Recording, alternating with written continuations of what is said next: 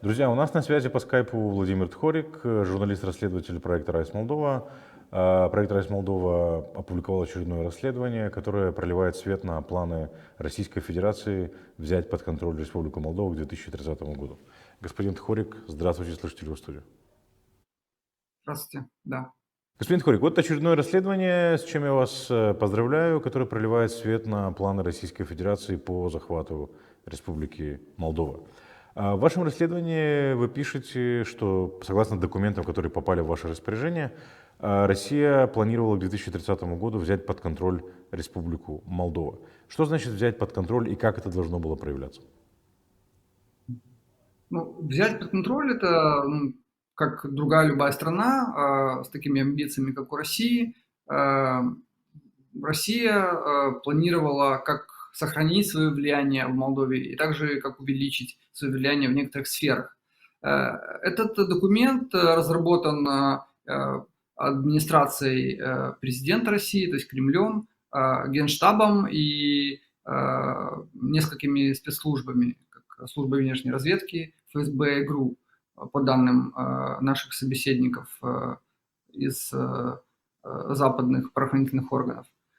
Этот документ предполагает влиять на Молдову в различных аспектах, и называется он, в принципе, просто стратегические цели Российской Федерации в Республике Молдова, что говорит само за себя, что эти цели, они не дают понимания, при помощи каких инструментов Россия будет влиять на Молдову, но дают такие задачи, то есть ставит целеполагающий документ, где описаны интересующие для Россию моменты по сотрудничеству с Молдовой. Это военно-политическая сфера, экономическая и гуманитарная, три основные сферы.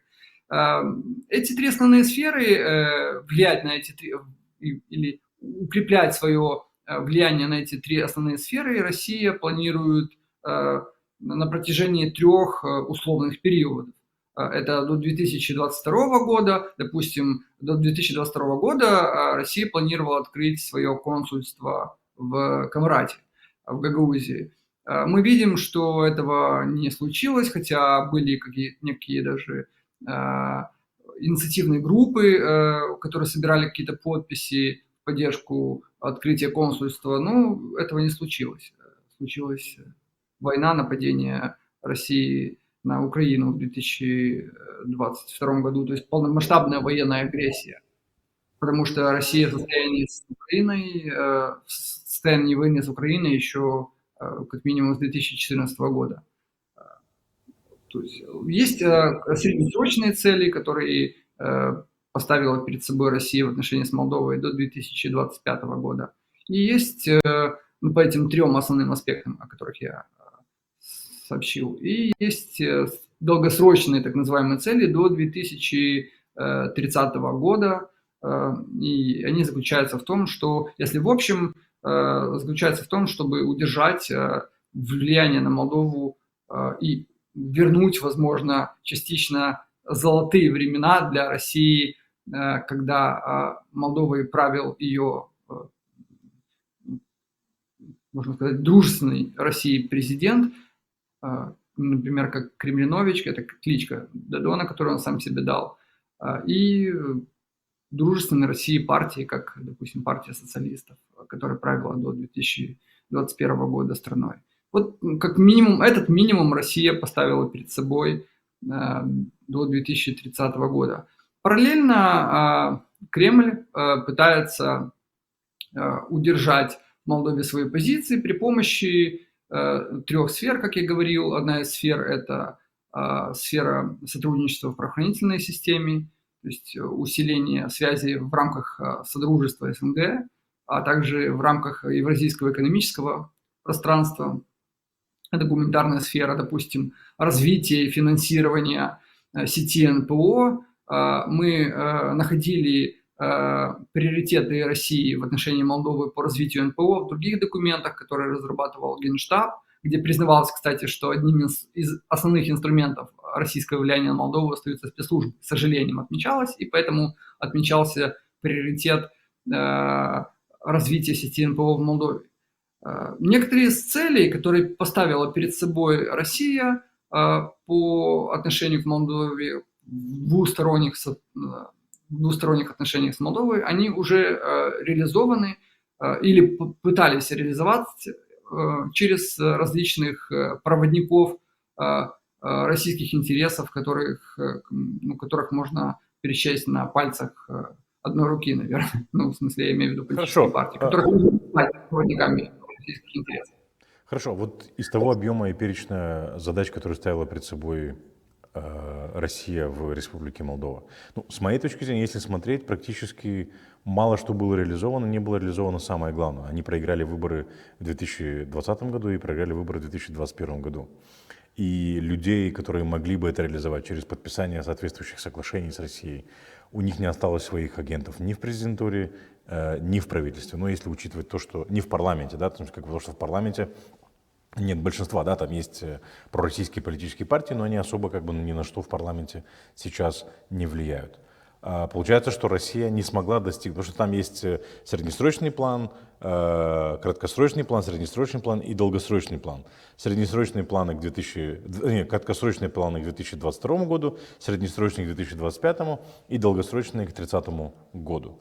Получается, что даже краткосрочные планы, по большому счету, не были реализованы, ну, не считая тех встреч, которые были с Дмитрием Козаком, когда Майя Санду была премьер-министром. Там есть у вас в расследовании фотография, где они встречаются. Да, планы краткосрочной России по Молдове провалились. Это, допустим, нейтрализация попытки ограничить деятельность российских и пророссийских СМИ в Республике Молдова. Мы знаем о закрытии 6 телеканалов в прошлом году. Возможно, в этом году будут закрывать какие-то СМИ, которые проводят политику российской агрессии. Уточнить нужно, что, возможно, если бы войны не было, то есть если бы Россия не активизировала свою военную агрессию против Украины, если бы эта война была шатковалка, как было до 2022 года, то, возможно, в принципе, это все бы России удалось создать. Там, допустим, развить сеть НПО. Мы знаем другие примеры, кроме НПО Додона, которые Россия пыталась создать и пыталась финансировать. Ну, пришла война, и все изменилось, реалии изменились, поэтому проводникам российских интересов в Молдове стоит задуматься, а стоит ли вообще оставаться проводниками этих интересов и безопасно им это делать, поскольку, по сути, проводя в жизнь интересы России в Молдове, люди и партии, и другие организации общественные становятся, по сути, проводниками интересов страны агрессора, проводниками страны, которая совершает истребление людей в промышленных масштабах, которая просто немотивированно стирает с лица земли целые города, миллионники, где проживает русскоязычное население. Это ли русский мир, который хотели видеть в Молдове те, которые находятся на содержании у России, либо получают или мечтают получать деньги из России?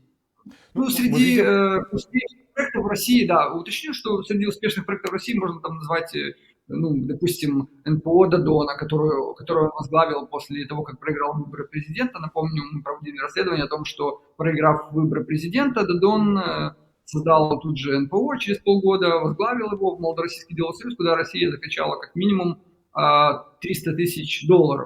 Это НПО, ну, непонятно, каким бизнесменам оно помогло. Я рассказывал о том, как мы пытались под видом бизнесменов обратиться в это НПО за помощью, но нам ничего не помогли. И вместо помощи помогали неким российским заместителем Додона, допустим, заместителем Додона по НПО был, ну, его называют в народе Вертухай, в общем, это был бывший сотрудник тюремной системы России. Вот такие вот люди окружают Додон. Вот такие партнеры. Да. Вот интересный момент, у нас буквально несколько минут осталось, хотел бы у вас уточнить вот такой момент. Ну, если смотреть на количество, на партнеров, которые которые должны были реализовывать это все. Прежде всего, вот эти НПО, да, мы видели вот эту вот организацию, которая в Камрате собирала подписи в поддержку открытия консульства. Но это достаточно маргинальные, как бы, и люди сами по себе, как активисты, и неправительственная организация. Но среди них мы видим вот такого активиста в Камрате, вот Михаила Влаха, видите, да, который, в принципе, как бы соратник Дмитрия Константинова, председатель наблюдательного совета. И что самое интересное, мы понимаем, что, как бы, ну, во всяком случае, я это интерпретирую так, что протесты, которые организовывал в августе месяце и в сентябре месяце 2022 года, он делал это не из-за патриотического порыва, а вполне с конкретной целью получить доступ на рынок Российской Федерации, потому что в декабре 2022 года фирму, в которой 67% акций принадлежат его жене, получила доступ на российский рынок. То есть это в декабре 2022 года. Напомню, это буквально через несколько месяцев после того, как Михаил Влах организовал протесты в Камрате, Чедерлонге и Вулканеште. Получается, не бесплатные протесты, да? Или я что-то не так интерпретирую? Ну, это может быть совпадение, во-первых. Во-вторых, я только за, чтобы граждане Молдовы и жители Гагаузии прилично зарабатывали, и зарабатывали не только их политические боссы или боссы так называемого пророссийского движения Молдовы, типа Дадона, Шора и еще там парочки людей. Но вопрос в том, что какие цели ставят перед собой эти люди, и ну, по сути, после 2022 года, вот 24 февраля, Россия стала таким агрессором, который терроризирует не только Украину, но от действий России страдают и молдаване, потому что рост цен, в том числе на энергоресурсы, спровоцирован и на другие товары народного потребления, спровоцирован также войной, агрессией России против Украины. Поэтому, ну, одно дело зарабатывать чистый бизнес, а другое дело проводить в жизнь интересы страны-агрессора. Это совершенно разные вещи. Это не законы мирного времени, когда можно с снисхождением относиться к милой пропаганде каких-то дурачков с каких-то телеканалов или с каких-то полос газет. Россия ведет войну против Украины, против соседних стран. Молдова страдает от этого. Поэтому все, кто работает в интересах нынешней власти России, они могут в дальнейшем столкнуться с серьезными препятствиями в отношении доступа на пространство Евросоюза, доступ без... Знаете, как бы это аргумент, он хороший и интересный, он для тех людей, которые мыслят рационально и которые мыслят, да. Люди, которые не мыслят, как бы, я понимаю ваш аргумент, но меня в данном случае интересует, вы говорите, это может быть совпадение. К вашей точке зрения, является ли совпадением то, что в августе месяце Михаил Влах организовал протесты, и в декабре месяце его фирма или фирма его супруги получила доступ к Российской Федерации, на рынок Российской Федерации? Пока это не доказано обратно, что это не совпадение, мы не можем утверждать, что здесь есть какая-то взаимосвязь. Есть взаимосвязь, допустим, того, что Дадон перешел на содержание России в 2021 году, и Россия ему щедро платила, не ему, а его организации около $300 тысяч.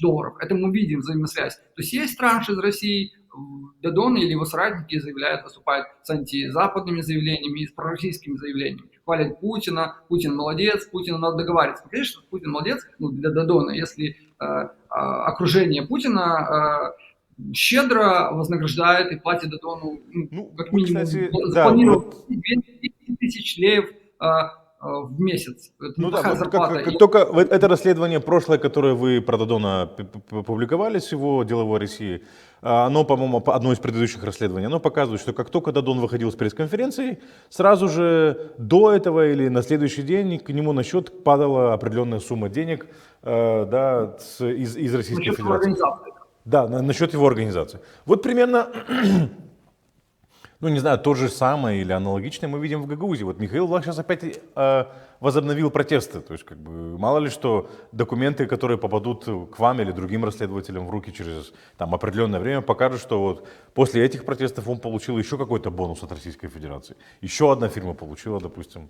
Я не исключаю, что Россия коррумпирует и гагаузских политиков. То есть история же не только в том, что Россия может коррумпировать гагаузских политиков. Мы публиковали доказательства того, что документы, которые показывают, что в молдавском отделе Кремля редактировали предвыборную речь Ирины Влах, когда она избиралась на должность Бушкана. И Ирина Влах так и не прокомментировала этот вопрос, ну, адекватно никак не прокомментировала этот вопрос, хотя, ну, когда в администрации президента другой страны ей пишут спич, и еще эти сотрудники, как мы показали, кстати, в сегодняшнем расследовании, могут быть связаны со спецслужбами российскими, встает вопрос, чьи интересы проводят политики, которые считают себя там прогагаузскими, промолдавскими, либо, ну, еще какие-то там, ну, какими угодно. Ну, Если это им хороший вопрос, пишут господин Тхорик. И тут, я думаю, рациональные аргументы, что вы, ребята, способствуете и поддерживаете или проводите политику